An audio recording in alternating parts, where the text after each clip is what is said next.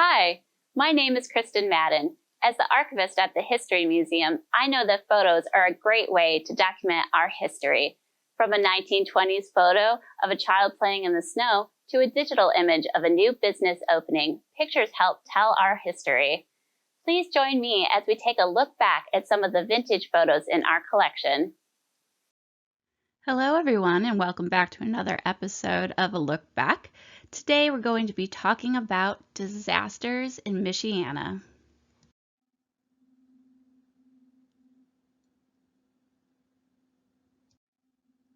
On February 18, 1908, a snowstorm swept into South Bend and continued for several days.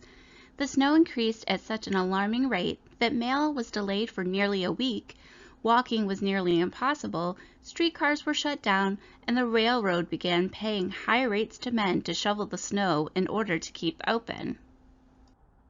By the 27th, South Bend's population began to panic for another reason. On the 25th, the barrage of snow that had manifested the previous week began to melt. It continued to melt at such a rate that the sewers began to back up and flood the cellars of the businesses and homes downtown. The river had risen so much that it sat 2 feet above the retaining wall in Howard Park. Thankfully, by the end of the flooding, only minor damage had been caused to the homes and businesses in the area.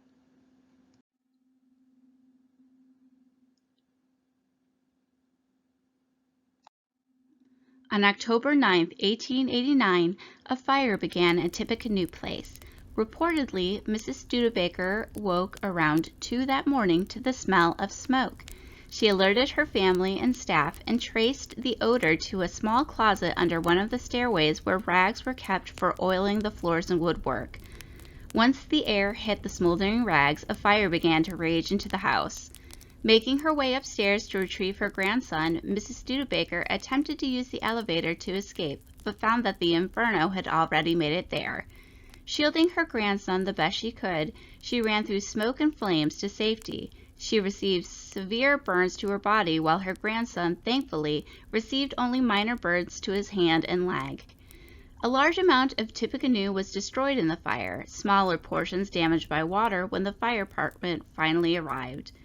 Due to the speed in which the fire spread, the family had been late in calling the fire department.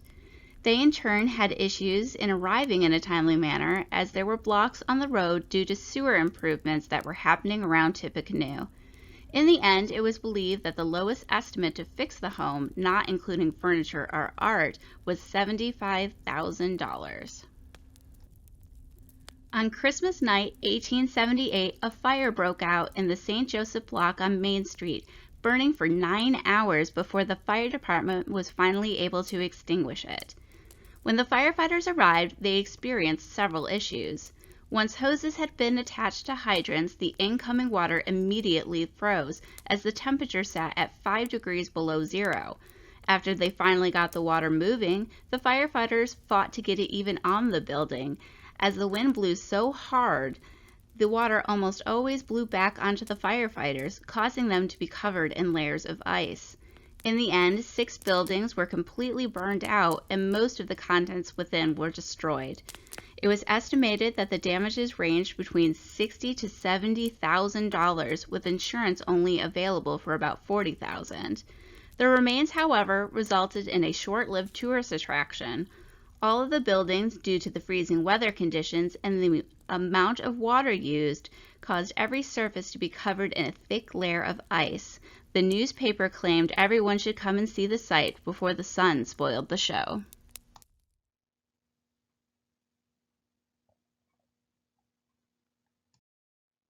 January 12, 1918 brought one of the worst blizzards and coldest weathers Mishawaka had experienced in many years. Thanks to the 45-mile-an-hour winds that blew through the area, snow drifts ranging from 6 to 10 feet could be found throughout the region. The conditions forced all businesses to close and public transit in town to shut down that day. In certain parts of town, people recalled that their thermometers bottomed out at 30 degrees below zero.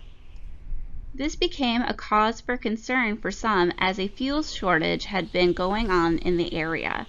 Despite the terrible conditions, no deaths were reported due to the cold.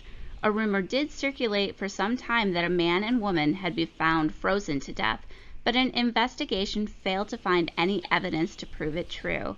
The police, however, were forced to take a horse into custody during this time to save it from a man who had left the horse tied by the First National Bank for a large portion of the day.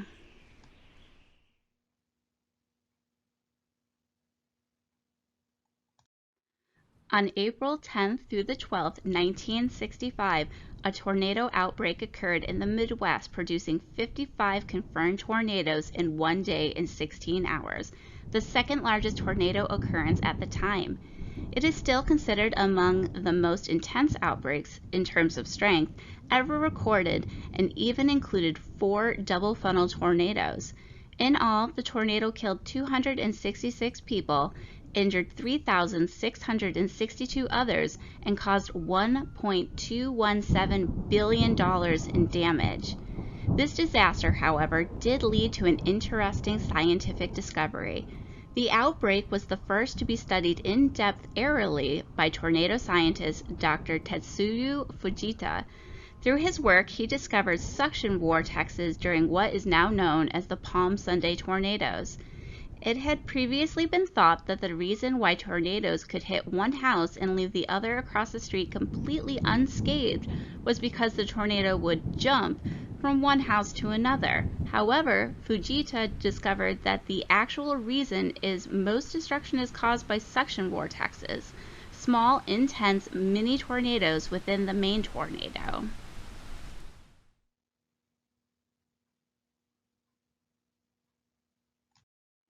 In 1919, locusts arrived in Indiana. These locusts, known as brood number 10, would appear every 17 years from the ground and would wreak havoc on the population. The number 10 brood was known at the time to be the largest of all the different locusts and were known to cover almost the entirety of Indiana. In June of 1919, B.F. Turner, who owned a 14-acre tract of timber just outside of Plymouth, awoke to find millions of locusts in all stages of development on his land, waiting to swarm. The sheer quantity of the insects, many noted being able to hear them from over half a mile away, forced Mr. Turner and many others in the area to sit back and hope that their land wasn't ruined by the brood.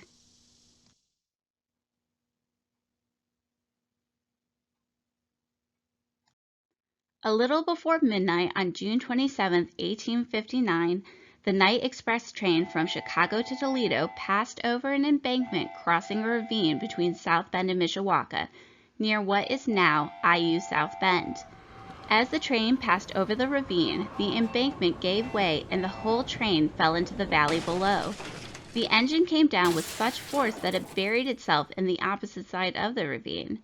The tender, baggage, express car, and 2 second-class cars shattered upon impact. Of the 150 passengers, 60 were pronounced dead immediately. Others were announced dead later, as they were not found until several days after the accident, having been carried downstream during the disaster. Almost as soon as the accident had happened, many South Bend and Mishawaka residents, whether hearing of the accident through neighbors or sheer proximity to the event, rushed to the scene to help and try to attend to the wounded. The unclaimed bodies were eventually buried in Mishawaka's city cemetery, though over time, many of the bodies were thankfully claimed and reburied with their loved ones. On June 29, 1914, a streetcar was struck on Michigan Street by the Lakeshore Limited. Shortly afterwards, an investigation was made by officials from the South Bend and Northern Indiana Railway. They determined that the brakes had refused to work when the streetcar was approaching the Lakeshore crossing and that the car slid over into the path of the train. Frank Newton, a passenger on the streetcar, had stated that the car stopped and then started up again. The passengers could see the oncoming train and a general rush ensued to get off. He himself stepped aside to permit 3 women to get off and as a result was caught in the crash. He was dragged by rescuers through a mass of broken glass and debris. Later, the Tribune stated all the victims of the crash were being taken care of and were showing signs of improvement despite suffering broken bones, gashes, and shards of glass embedded in their body. Thank you for joining me today. This program is a part of our Look Back series. You can find more vintage photos at historymuseumsb.org. Just click on the Look Back icon on our homepage. We're always interested in adding more images to our archives, whether photographs or digitals, from 100 years ago or today. So please contact me if you're interested in donating to our collection. See you next time.